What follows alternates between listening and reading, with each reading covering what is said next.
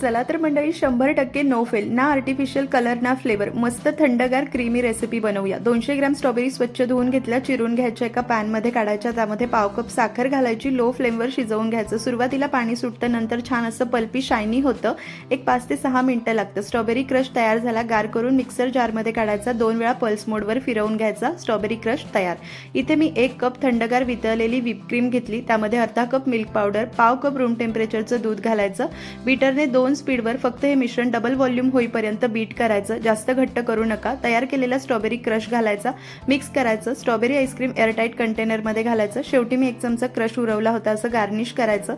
झाकण लावून एक 8 ते 9 तास डीप फ्रीजला आईस्क्रीम सेट करायचं। 8 ते 9 तासांनंतर मस्त घरच्या घरी ताज्या स्ट्रॉबेरींचं क्रीमी स्ट्रॉबेरी आईस्क्रीम तयार झालं। सविस्तर प्रमाण आणि टिप्ससह डिटेल रेसिपी आपल्या चॅनलवर आहे, टायटलमधल्या त्रिकोणावर क्लिक करून नक्की पहा। या उन्हाळ्यात नक्की बनवा। रेसिपी आवडली तर लाईक शेअर करा।